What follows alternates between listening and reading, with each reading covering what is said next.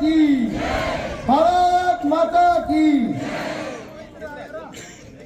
आज के सभागार में उपस्थित हमारे बीच मुख्य वक्ता के रूप में जो आज आपकी बात भी रखने वाले हैं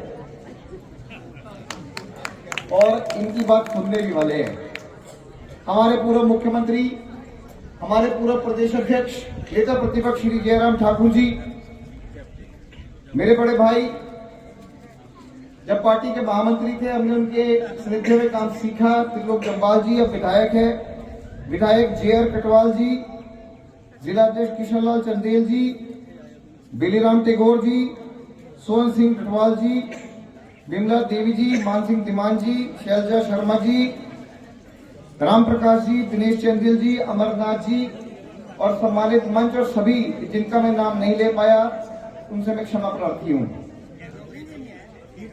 आज का जो विषय है जो पार्टी ने भेजा है, जैसे कि आपने देखा होगा कि भीमराव अंबेडकर जी के सम्मान समारोह में पूरे भारतवर्ष में कार्यक्रम चल रहे हैं और इसी उपलक्ष्य में प्रदेश में भी विभिन्न कार्यक्रमों का आयोजन किया जा रहा है।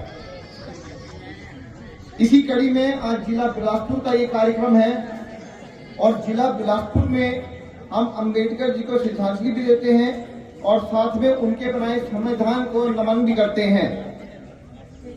सभी वक्ताओं ने मेरे से पूरक जो है वो सारे जो है बिंदु लगभग रख लिए हैं और आने वाले सत्र में जयराम ठाकुर जी भी आपके साथ ये बिंदु रख लेंगे। मैं सिर्फ इतना कहना चाहता हूं, कम शब्दों में मैं अपना विषय लेना चाहूंगा क्योंकि मुख्य वक्ता के रूप में जयराम जी को आप सुनने आए हैं कि कांग्रेस ने हमेशा हमारे पवित्र संविधान को सत्ता हासिल करने हेतु इस्तेमाल किया है और उन्होंने इस संविधान को एक हथियार बना लिया था जब इन्होंने सत्ता बचाने का प्रयास करना था।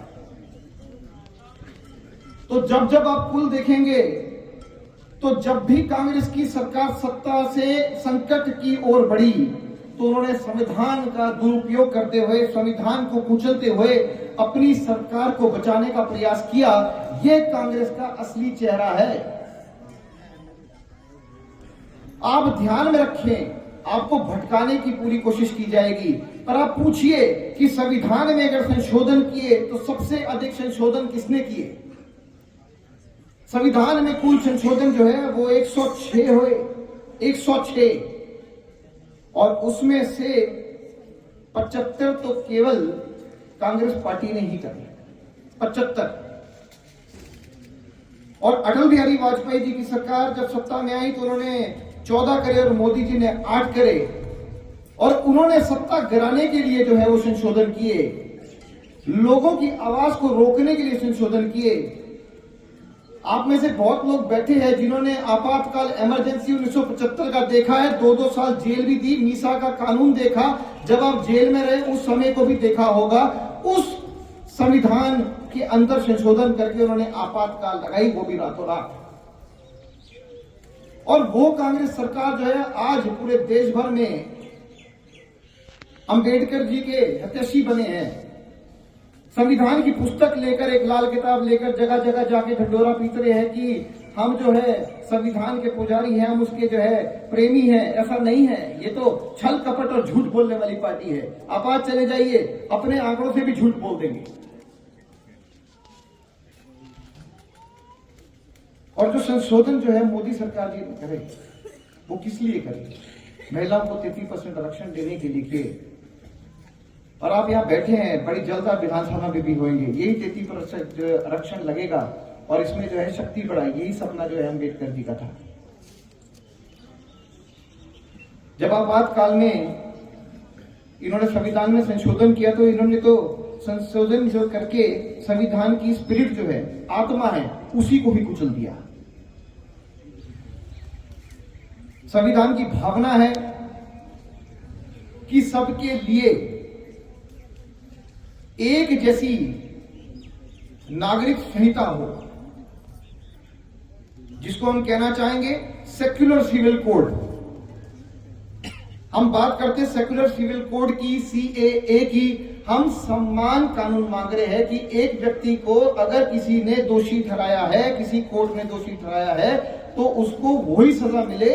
और हिंदुस्तान के अंदर, भारतवर्ष की भूमि के अंदर जो व्यक्ति रहता है तो उसी को वही सजा मिले। तो CAA को हम बढ़ावा दे रहे हैं और इसी के लिए संशोधन किया।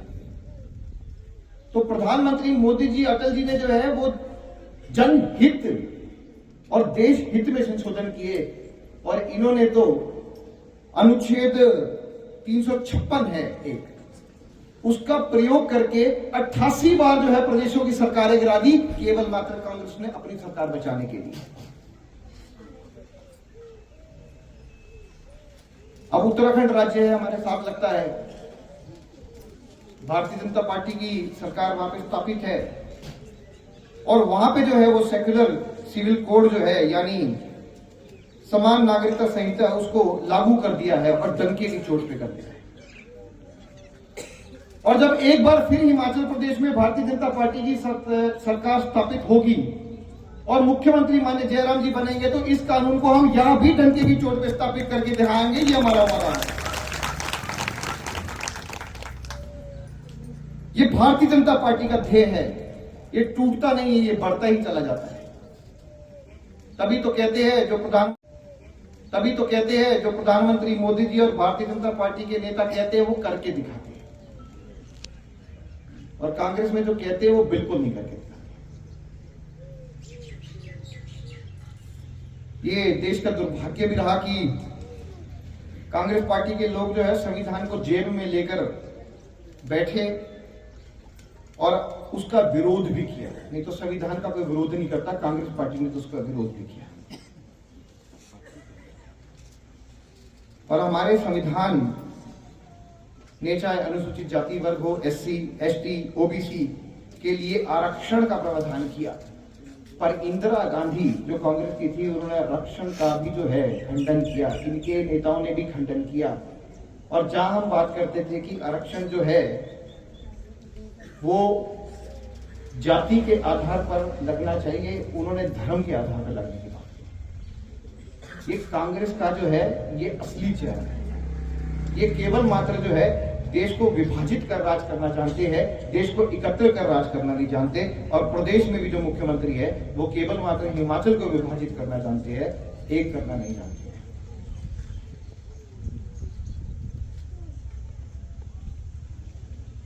लेकिन राजनीतिक खेल जो है लगातार कांग्रेस खेलती रही और बाबा साहेब अंबेडकर जी के सपने को जो है उन्होंने पीठ पे छुरा भोग दिया। और संविधान के अंदर ऐसे प्रावधान करे जिसमें तुष्टीकरण की राजनीति सामने आई, ऐसा कभी भीमराव अंबेडकर जी ने चाहा ही नहीं था। अभी आपने समाचार पत्रों के माध्यम से पढ़ा होगा कि कर्नाटक राज्य है, कर्नाटक राज्य में कांग्रेस की सरकार ने जो है वो टेंडर में भी जो है वो कोटा लगा दिया और आरक्षण कर दिया कि SC, ST, OBC के आधार पर उन्होंने उसमें कोटा लगा दिया कि टेंडर भी कोटे में मिलेंगे। इस प्रकार जो है कर्नाटक में जो है ये जो वामपंथी विचारधारा है इस प्रकार काम करती है। जबकि संविधान में बाबा भीमराव अंबेडकर जी ने जो है वो साफ साफ शब्दों में चर्चा में अपने कहा था कि संविधान में कोई धर्म के आधार पर आरक्षण की व्यवस्था नहीं होगी। संविधान ने धर्म के आधार पर आरक्षण के लिए प्रावधान नहीं होगा। तो कुल मिलाकर जो मेरा विषय यही है, बाकी विषय जो है वो जयराम जी रखेंगे आपके सामने। पर कांग्रेस पार्टी के नेताओं पे भरोसा नहीं करना।